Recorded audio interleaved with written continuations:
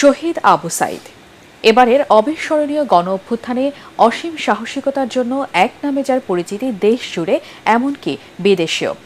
রংপুরে তার গ্রামের বাড়ি কবর জিয়ারতে গেছেন প্রধান উপদেষ্টা ডক্টর ইউনূস সহ অনেকেই, এখনও যাচ্ছেন। কিন্তু দুঃসহ বেদনার কঠিন স্মৃতি আর অসহায়ত্ব যেন কাটছেই না সাইদের পরিবারের। রংপুর থেকে ফিরে আরও জানাচ্ছেন কেরামতুল্লাহ বিপ্লব।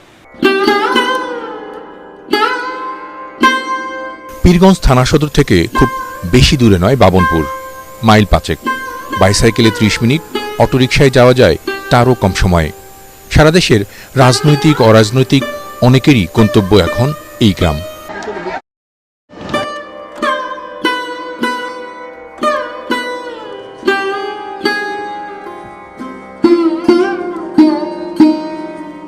ছেলের এই ছবি দেখেননি আবু সাইদের বাবা মকবুল হোসেন।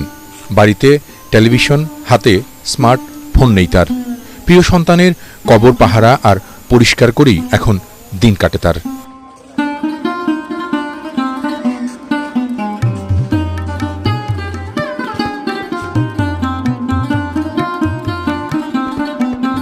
দেশের নানা প্রান্ত থেকে প্রতিদিন অনেক মানুষ আসেন আবু সাইদের কবর দেখতে। বাবা মকবুল হোসেনকেও দেখেন তারা, তাদের সাথে কথা বলেন আর কাঁদেন মকবুল, যা ছুঁয়ে যায় অন্যদেরও। আমার ছেলে হত্যা করছে, সেই ছেলের যেন সুনির্দিষ্টভাবে যারা দোষী তাদের যেন বিচার হয়। এখনো সামর্থ্যহীন আবু সাইদের পরিবার। উপার্জনক্ষম কেউ নেই। বড় এক ভাই দিনমজুরি করেন, তার সংসারেও দৈন্যতা।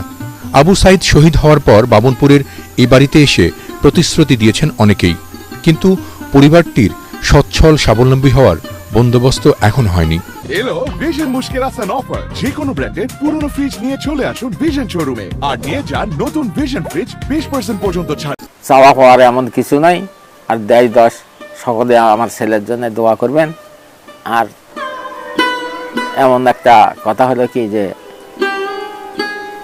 আমার দিকে যেন সরকার যেন সুনজরে দেখে। আমার আর্থিক অবস্থা খুব একটা ভালো নয়। দুটি মাটির ঘর নিয়ে আবু সাইদদের বাড়ি। তার চারপাশ ঘিরে সিসি ক্যামেরা বসিয়েছে স্থানীয় প্রশাসন। মোবাইল অ্যাপসে তা পর্যবেক্ষণ করা হচ্ছে।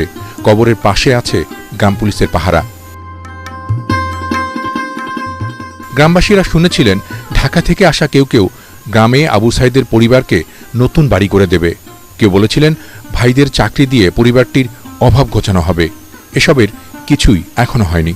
মকবুল হোসেন অবশ্য তার সন্তানের আত্মত্যাগের বিনিময়ে কিছুই চান না, বরং ছেলে হারিয়েও গর্বে দেশের পরিবর্তনে বেশ খুশি তিনি। যদিও টিউশনির টাকা দিয়ে পরিবারটি চালাতেন শহীদ আবু সাইদ।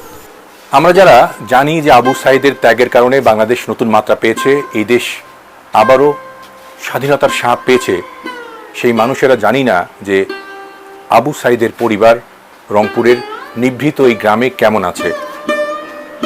আবু সাইদের বাবা বলছিলেন ছেলেকে হারিয়ে শোক নয়, তিনি নতুন এক মাত্রার স্বাধীনতা পেয়েছেন, জানিয়ে গর্বিত তিনি, এবং তার এই গর্ব যাতে ভবিষ্যতের বাংলাদেশ শান্তিপূর্ণ সমৃদ্ধিশালী হয়।